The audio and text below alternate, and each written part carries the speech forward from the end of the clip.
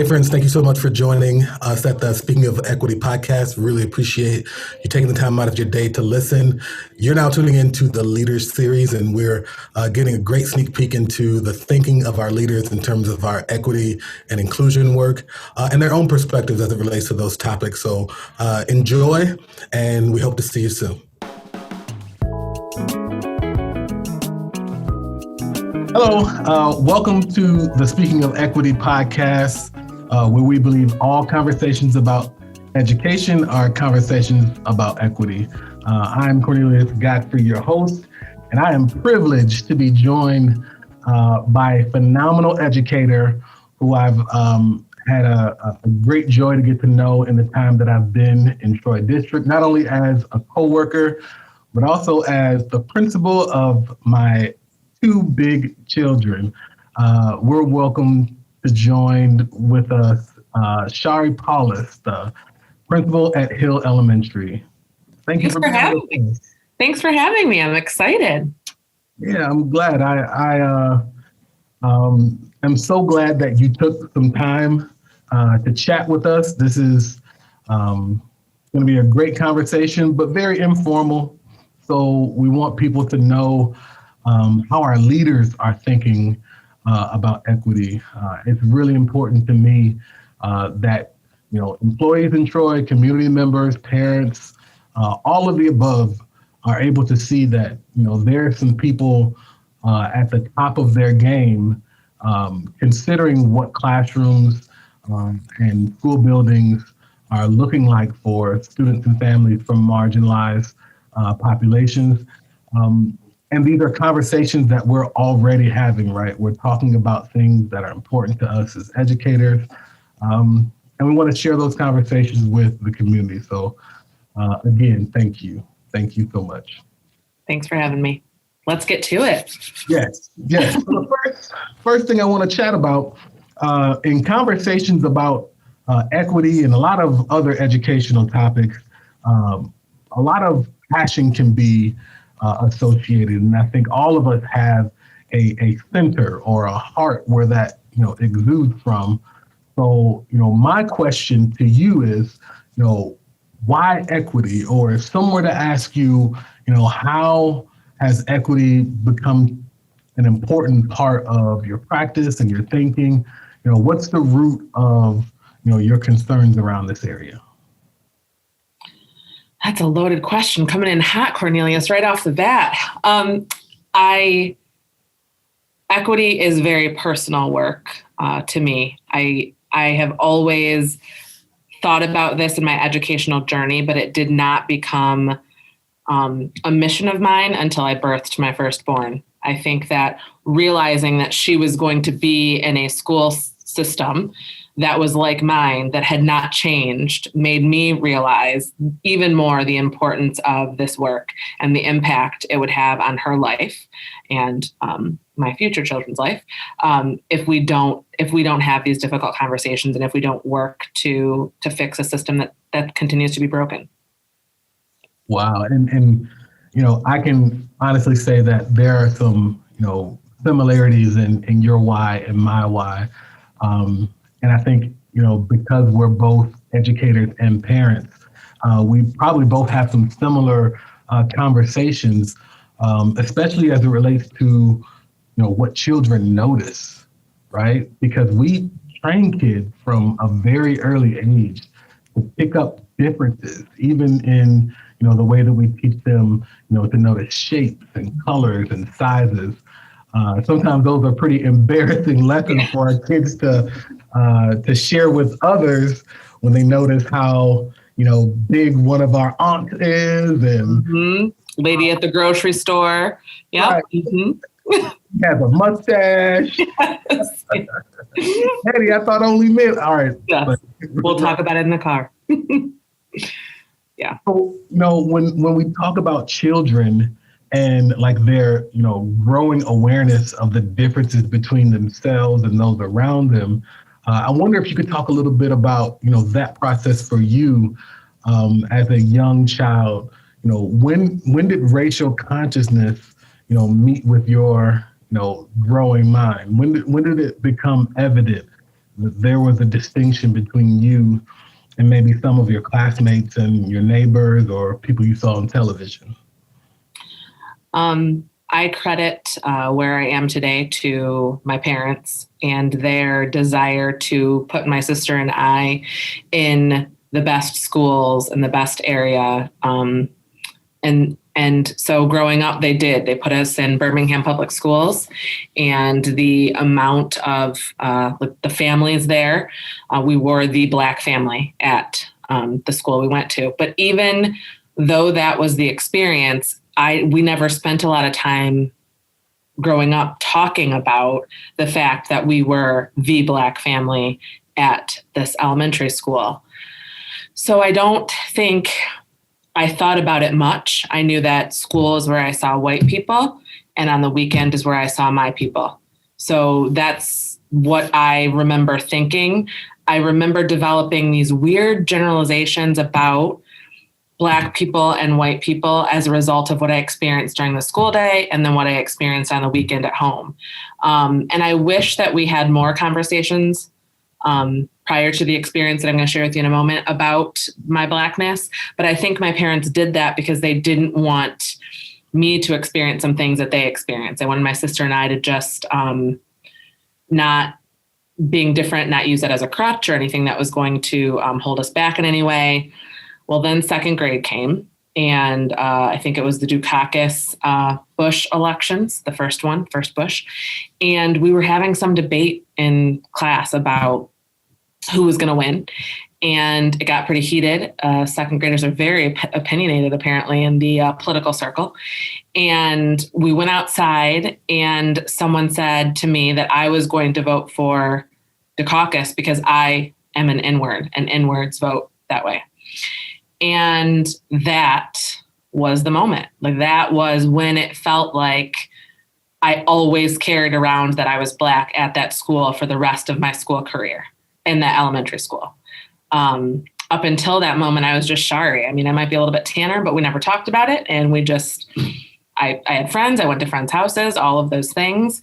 But that moment, that's when I carried around my Blackness. And when I look back on that experience, how my teacher handled that situation by having us all come together. And I don't think I was in the center of a circle, but that's what it felt like. You know, it felt like having the victim relive an experience. She didn't handle it very well, not because she didn't want to, but because she didn't know how. And so when I look back on what can we do for our teachers, what can we do so that this doesn't happen again, it is equipping educators with what to say when these moments happen. How can it be a teachable moment for the entire classroom without putting someone in a position of being uncomfortable? So I might have gotten off a little path here of what we were talking about, but that is when I remember really thinking about it. And that's when I started carrying it around with me. Wow. And I can, picture, little Shari, having the weight of an entire divided consciousness, resting on those little second grade shoulders. And yeah, how can we get through those conversations with adults so that children can navigate those, difficult times better? For me, I actually grew up in pre-white flight Southfield. So Southfield has a certain connotation right now, but I guarantee you it looked a lot different about 38 years ago. And I can remember when we first moved to Southfield, having friends that didn't look like me. And I remember one friend in particular, we were really close. He lived right around the corner from me. And I can remember, going over his house, and he never really came to mind, but this distinct memory of my mom picking me up. And when she kind of came in and was, interacting with his mom, I almost said his name. I remember his mom looking at my mom in a way that, made me feel really uncomfortable. Like, I don't think his mom liked my mom. Mm-hmm. And it wasn't until I was older that I realized that there was a pattern that had formed through the decades of living in that community, because slowly but surely, all of our white neighbors, which were the overwhelming majority when we moved into the neighborhood, started to leave. And a lot of those kids, one in particular, I was really close with. And then I remember as an adult hearing about, this phenomenon of white flight, and, understanding that as, we Black people move to a neighborhood, the property values invariably dropped because people saw those as less valuable neighborhoods. And slowly but surely, that's exactly what happened. And then having conversations with, adults now, and hearing their perceptions of the place that I thought was a great place to live, confirms that there was this perception of, and maybe still among some people who are listening to us talk now, of a place that was aspirational for families like mine in the early 80s and 90s, but that was a place to escape from for a lot of our neighbors in the beginning who would no longer be our neighbors at the end. And then, we think about those times that we were children, and then we think about our own children. So, and you touched on this earlier, and I think this is so important for us to understand. And I think it's something that draws us together with even people who, have very different experiences than us. Help me to understand how at all your thoughts on equity and inclusion might differ with your roles of both a mother, but also as an educational leader. I don't know if they differ. I know that the reason that I'm in this office as principal is that I understand that we send our Black and brown children to school every day, and their mothers and fathers cannot be with them, and they need an advocate, just like I would want for my own children. And so that is the reason that I'm in this office today, is because I want to be that. I want people to know, parents to know, that when their children are dropped off at our doors, that I am going to take care of them, that I'm going to make sure that their voices are heard, and that if something were to happen, as it's happened to so many of us in the classroom, they have someone that supports them, understands them, and will get to the bottom of that. And so I want to be everyone's mom when in this office. And so that I think that they're just so connected. I don't think I can separate them at all. And I might fall short, and I know I don't know everyone's experiences, but that falls into my why of why I'm here and why I believe this equity work is so important. And thank you so much for sharing that, because I would venture to guess that any educator listening to us have this conversation right now has a connection with the idea of knowing how important their job is and having the understanding of the gravity of the role that we play, because we're also parents. And that's not to negate any educators that aren't parents, but we realize we're being entrusted with the most valuable of investments that any family can produce. And as good stewards of that investment, we really have to be prepared to help them through difficult situations that arise. And some of those situations have everything to do with them looking, thinking, or being different than their peers. And as a principal, you see a variety of children come in your building, and so wonderful that you're able to see them through the lens of a caring parent who wants to make sure that they're safe.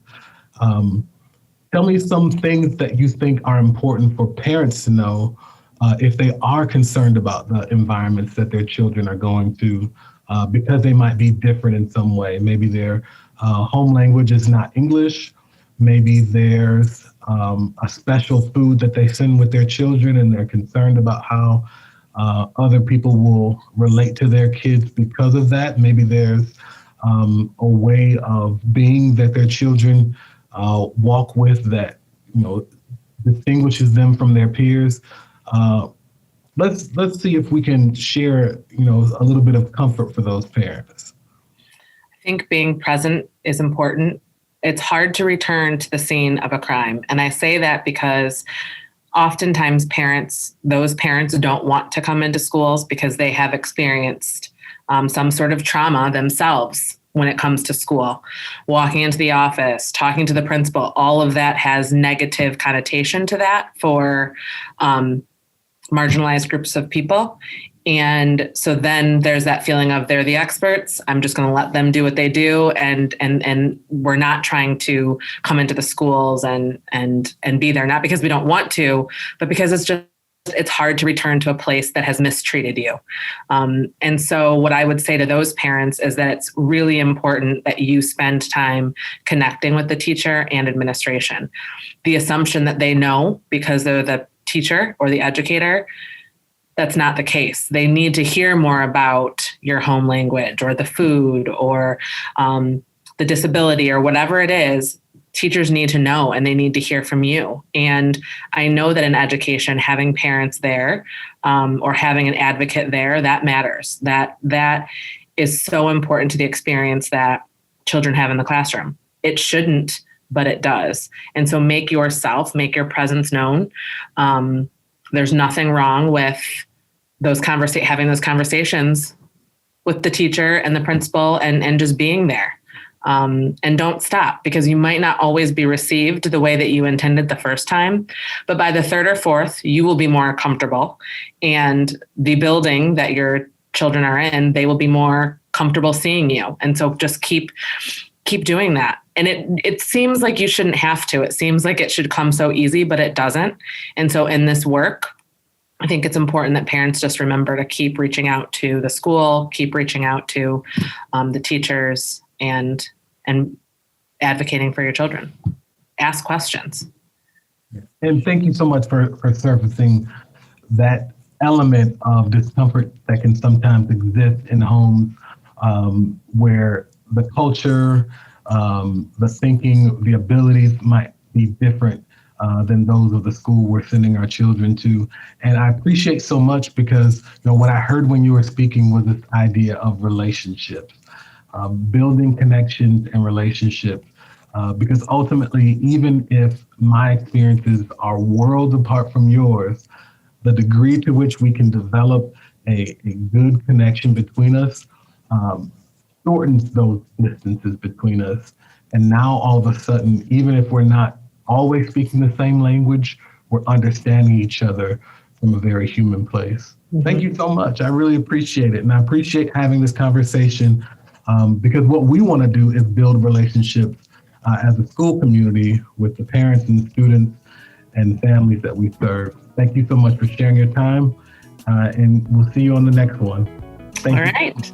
Thanks for having me. I'll be back. I've got more to say. Thank you.